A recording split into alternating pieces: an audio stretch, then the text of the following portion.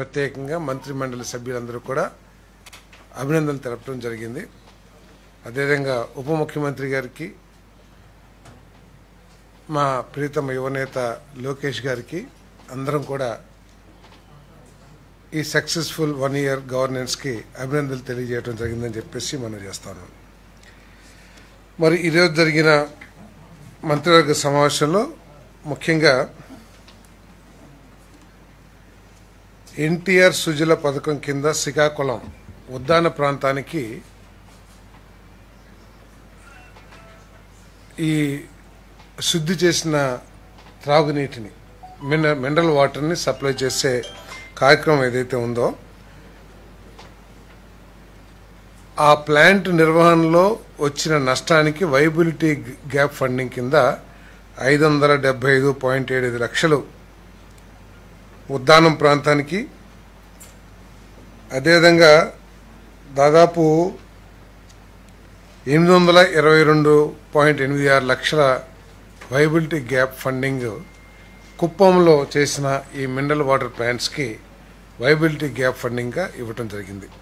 దీనికి కారణం ఏంటంటే ఎన్టీఆర్ మెమోరియల్ ట్రస్ట్ కింద గత ప్రభుత్వంలో, అంటే చంద్రబాబు నాయుడు గారు ముఖ్యమంత్రిగా ఉన్న ప్రాంతంలో ఈ ప్రాంతాలకి ప్రత్యేకంగా కిడ్నీ ప్రాబ్లమ్స్తో సఫర్ అవుతున్న ఉద్దానంలో వారందరికీ కూడా పరిశుభ్రమైన నీరు అందించాలని చెప్పేసి ఈ కార్యక్రమం ఎన్టీఆర్ సుజల స్రవంతి కార్యక్రమం తీసుకుంటాం జరిగింది.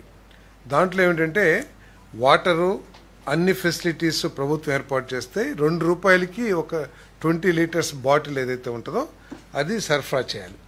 ఉద్దానం ప్రాంతానికి ఒక 13,000 బాటిల్స్, అదేవిధంగా కుప్పం ప్రాంతానికి 533 హ్యాబిటేషన్స్ని కవర్ చేస్తుంది. ఇది కుప్పంలో దానికి 40,000 టార్గెట్తో 40,000 బాటిల్స్, అంటే 20 లీటర్ల ఏమంటారు వాటిని, బాటిల్స్ అంటారా, బబుల్స్తో ఎస్టిమేట్ చేసి ఒక సంస్థకి ఇవ్వటం జరిగింది.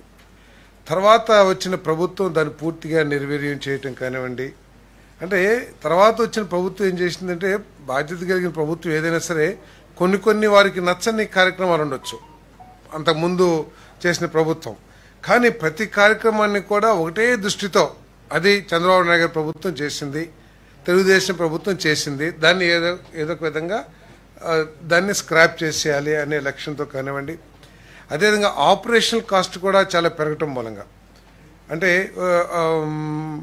ఉద్దానం ప్రాంతంలో ఫిక్స్డ్ కాస్ట్ ఏమో అట్లాగే లేబర్ కాస్టు, లేకపోతే వర్కర్స్ కాస్ట్ అట్లాగే ఉంది, లేకపోతే ట్రాన్స్పోర్ట్ ఛార్జెస్ పెరగటం మూలంగా కానివ్వండి, లేకపోతే మన తర్వాత 13,000 అక్కడ ఎస్టిమేట్ చేస్తే కేవలం 4,000 బబుల్స్ మాత్రమే అమ్ముడు అవటం.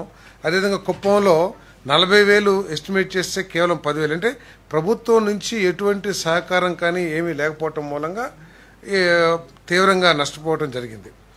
ఆ నష్టం ఉద్దానం ప్రాంతంలో 575 లక్షలు, అదేవిధంగా కుప్పం ప్రాంతంలో 822 లక్షలు నష్టం జరిగింది. దీన్ని ఎస్టిమేట్ చేయడానికి ఏం చేసామంటే, తర్వాత O&M కింద ఎంత ఖర్చు అవుతుందని చెప్పేసి ఓపెన్ టెండర్స్ పిలిస్తే వాళ్ళు దీనికంటే కూడా చాలా ఎక్కువగా, దాదాపు దీనికి డబల్ కాస్ట్ కోట్ చేశారు. సో కాబట్టి వాళ్ళు అడిగింది రీజనబుల్గానే ఉంది, కాబట్టి 1 time సెటిల్మెంట్ కింద ఈ వైబిలిటీ గ్యాప్ ఫండ్ ఇవ్వడానికి నిర్ణయం తీసుకుంటాం జరిగిందని చెప్పేసి మనం చేస్తాను. కాంట్రాక్టర్స్, చిన్న కాంట్రాక్టర్స్, కంపెనీ పేర్లు తెలియదు.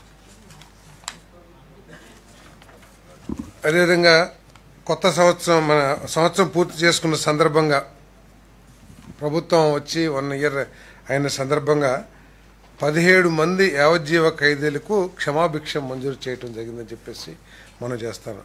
భారత సుప్రీంకోర్టు SLP క్రిమినల్ నెంబర్ 525/2021లోని ఆదేశాలకు అనుగుణంగా యావజ్జీవ ఖైదీల ముందస్తు విడుదలకు శాశ్వత మార్గదర్శకాలను జారీ చేసిన నేపథ్యంలో ఫిబ్రవరి 1, 2025 నాటికి అర్హులైన 17 మంది యావజ్జీవ ఖైదీలకు ప్రత్యేక క్షమాభిక్ష మంజూరు చేయడానికి హోంశాఖ చేసిన ప్రతిపాదన రాష్ట్ర మంత్రిమండలి ఆమోదం తెలియజేయడం జరిగిందని చెప్పేసి మనం చేస్తాను. నేను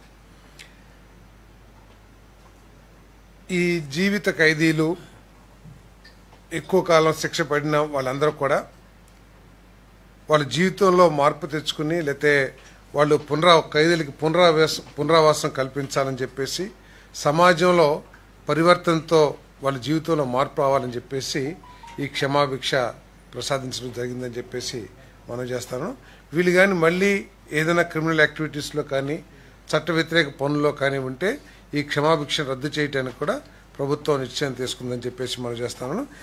మరి ప్రభుత్వం ఈ జైల్స్ అన్నిటినీ కూడా రిఫార్మ్ చేయాలని, ఈ ఖైదీల క్షమాభిక్షకు సంబంధించి ఖైదీల పరివర్తనకు సంబంధించి వీళ్ళందరూ కూడా ఏంటంటే అక్కడ లోకల్ పోలీస్ స్టేషన్స్కి రెగ్యులర్ టచ్లో ఉండి వీరి ప్రవర్తన మీద ఎప్పటికప్పుడు నిఘా సంస్థల ద్వారా కానివ్వండి లేదా పోలీస్ స్టేషన్ ద్వారా కానివ్వండి రిపోర్ట్స్ తెప్పించుకుని వాళ్ళని పర్యవేక్షించడం కూడా జరుగుతుంది.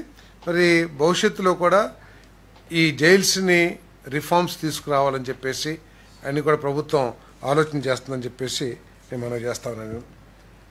అదేవిధంగా 248 ఏపీఎస్పీఎఫ్లో 248 కానిస్టేబుల్ను హెడ్ కానిస్టేబుల్స్గా పదోన్నతి ఇవ్వడానికి మరియు కానిస్టేబుల్ సంఖ్యను 248కి తగ్గించడానికి హోంశాఖ చేసిన ప్రతిపాదనకు రాష్ట్ర మంత్రిమండలి ఆమోదం తెలిపింది. అదేవిధంగా వైఎస్ఆర్ జిల్లా పేరు